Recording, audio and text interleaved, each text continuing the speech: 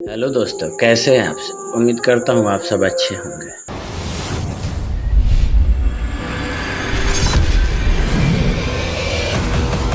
सीमांत गांधी बच्चा खां तथा बादशाह खान के नाम से जिस आदमी को पुकारा जाता है, क्या आप उन्हें जानते हैं?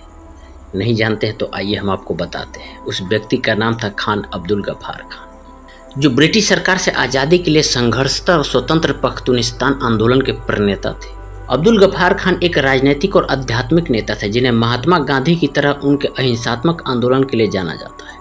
वो महात्मा गांधी के परम मित्र भी थे और ब्रिटिश इंडिया में उन्हें फ्रंटियर गांधी के नाम से भी संबोधित किया जाता था। उन्होंने खुदाई खिदमतगार नामक सामाजिक संगठन प्रारंभ किया, जिसकी सफलता ने अंग्रेजी हुकूमत को बेचैन कर दिया। उन्होंने सरहद पर रहने वाले उन पठानों को अहिंसा का रास्ता दिखाया, जिन्हें इतिहास में हमेशा लड़ाके के तौर पर दर्शाया गया था। नमक सत्याग्रह के दौरान 23 अप्रैल 1930 को गफ्फार खान के गिरफ्तार के बाद खुदाई खिदमतगारों ने पेशावर के किस्सा ख्वानी बाजार में एक जुलूस निकाला। अंग्रेजी प्रशासन ने उन पर गोलियां बरसाने का हुक्म दे दिया और देखते ही देखते 200 से 250 लोग मारे गए, पर प्रतिहिंसा नहीं हुई। ये कमाल गफ्फार खान के करिश्माई नेतृत्व का था। एक ऐसा महान नेता जो सदैव मुस्लिम लीग द्वारा देश के विभाजन की मांग का विरोध किया, और जब अंततः कांग्रेस ने विभाजन को स्वीकार कर लिया तो वो बहुत निराश हुई और कहा, आप लोगों ने हमें भेड़ियों के सामने फेंक दिया। विभाजन के बाद उन्होंने पाकिस्तान के साथ रहने का निर्णय लिया और पाकिस्तान के अंदर ही पख्तूनिस्तान नामक एक स्वायत्तता प्रशासनिक इकाई की मांग करते रहे। पाकिस्तान सरकार ने उन पर हमेशा ही शक किया, जिसके कारण पाकिस्तान में उनका जीवन अक्सर जेल में ही गुजरा है। आइए अब बताते हैं आपको अब्दुल गफ्फार खान की जीवनी के बारे में। अब्दुल गफ्फार खान का जन्म ब्रिटिश इंडिया में पेशावर घाटी के उस्मान मईजई में एक समृद्ध परिवार में हुआ था। उनके पिता बहराम इलाके के एक समृद्ध जमींदार थे। कहते हैं कि उनके दादा अब्दुल्ला खान सत्यवादी होने के साथ ही साथ लड़ाकू स्वभाव के थे। पठानी कबीलों के लिए और भारतीय आज़ादी के लिए उन्होंने बड़ी बड़ी लड़ाइयाँ लड़ी थी। आज़ादी की लड़ाई के लिए उन्हें प्राण दंड दिया गया था। वे जैसे बलशाली थे वैसे ही समझदार और चतुर भी थे। इसी प्रकार बादशाह खां के दादा सैफुल्ला खान भी लड़ाकू स्वभाव के थे। उन्होंने सारी जिंदगी अंग्रेजों के खिलाफ लड़ाई लड़ी। जहाँ भी पठानों के ऊपर अंग्रेज हमला करते रहे, वहाँ सैफुल्ला खान मदद में जाते रहे।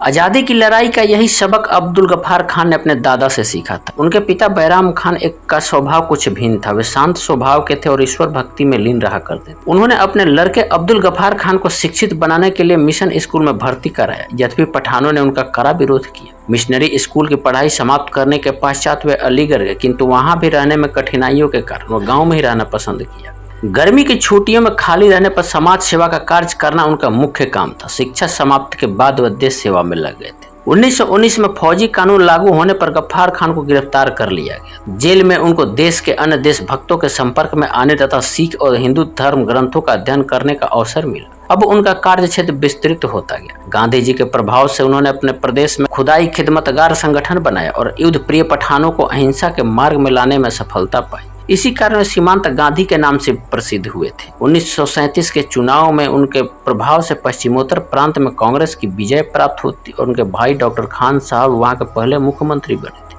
अब्दुल गफ्फार खान की गणना देश के चोटी के नेताओं में होती थी। लोग उन्हें आदर और स्नेहवश बादशाह खान एवं बच्चा खान के नाम से संबोधित करते थे। वे कांग्रेस के नीति निर्धारक कार्य समिति के सदस्य रहे। जिन्ना के देश विभाजन की नीति का उन्होंने सदा विरोध किया। देश के बंटवारे के समय उन्होंने कहा था, मुझे भेड़ियों के बीच डाल दिया गया है। विभाजन के बाद जब उनका प्रदेश पाकिस्तान में सम्मिलित कर दिया गया तो बादशाह खान ने अलग पख्तूनिस्तान की स्थापना के लिए आंदोलन चलाया। इसके लिए उन्हें अपने जीवन के लगभग 40 वर्ष पाकिस्तान की जेलों में बिताने पड़े।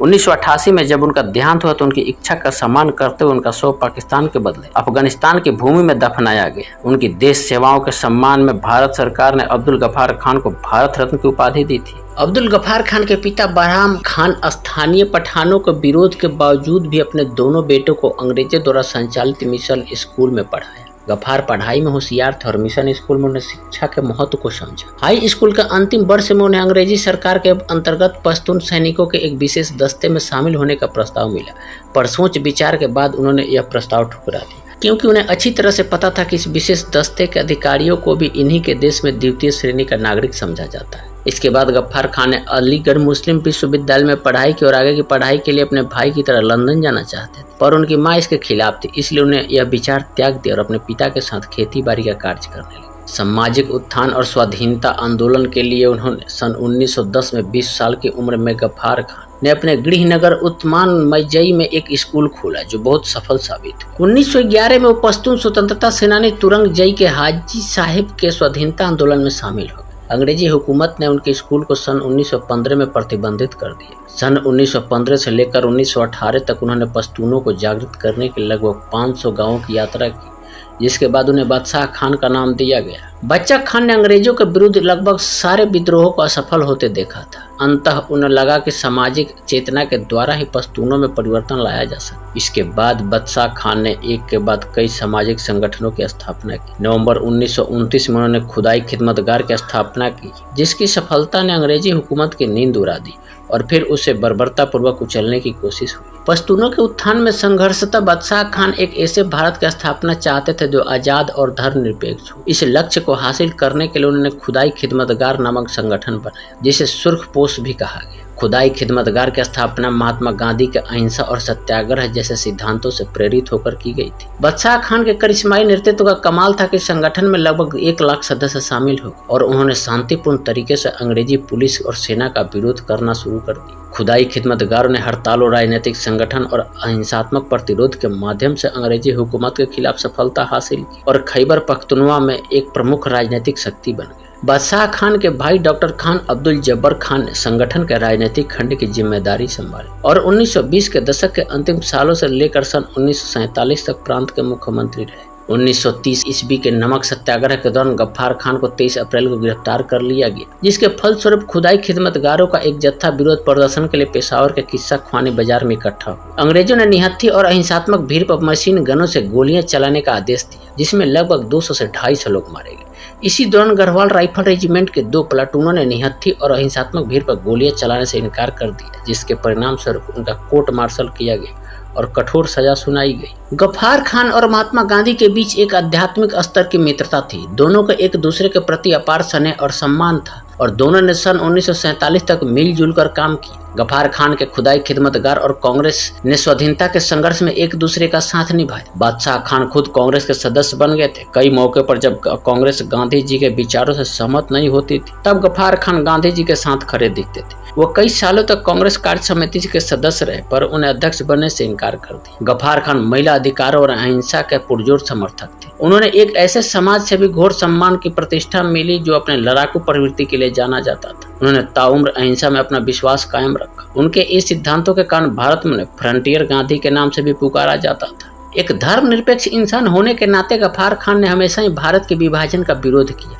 जिसके कारण लोगों ने उन्हें मुस्लिम विरोधी भी कहा और 1946 में पेशावर में उन पर जानलेवा हमला भी हुआ। जब कांग्रेस भारत का विभाजन रोकने में असफल रही, तब गफ्फार खान बहुत आहत हुए। उन्होंने गांधी और कांग्रेस के अन्य नेताओं से कहा, आप लोगों ने हमें भेड़ियों के सामने फेंक दिया। सन 1947 में जब खैबर पख्तूनख्वा को पाकिस्तान में शामिल होने के मसले पर जनमत संग्रह कराया गया, तब कांग्रेस और गफ्फार खान ने इसके विरोध किया और जनमत संग्रह में शामिल होने से इनकार कर दिया, जिसके परिणाम स्वरूप खैबर पख्तूनख्वा ने बहुमत से पाकिस्तान में शामिल होने के पक्ष में मत दिया। हालांकि देश के विभाजन से गफ्फार खान किसी प्रकार से भी सहमत नहीं थे, पर बंटवारे के बाद उन्होंने पाकिस्तान में शामिल होने का निर्णय लिया और देश के प्रति अपनी निष्ठा भी प्रकट की।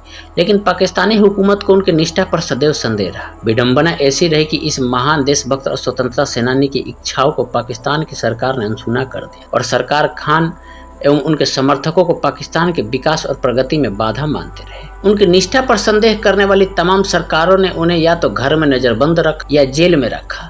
इलाज के लिए वो कुछ समय के लिए इंग्लैंड गए और फिर वहां से अफगानिस्तान चले गए। लगभग 8 सालों तक निर्वासित जीवन बिताने के बाद 1972 में वापस लौटे, पर बेनजीर भुट्टो सरकार ने उन्हें फिर गिरफ्तार कर लिया। सन 1987 में भारत सरकार ने देश के सर्वोच्च नागरिक सम्मान भारत रत्न से सम्मानित किया। खान अब्दुल गफ्फार खान का निधन सन 1988 में पेशावर में हुआ, जहां उन्हें घर में नजरबंद रखा गया था। उनकी इच्छा के अनुसार उन्हें उनके जलालाबाद स्थित घर में दफनाया गया, जो कि अफगानिस्तान में पड़ता था।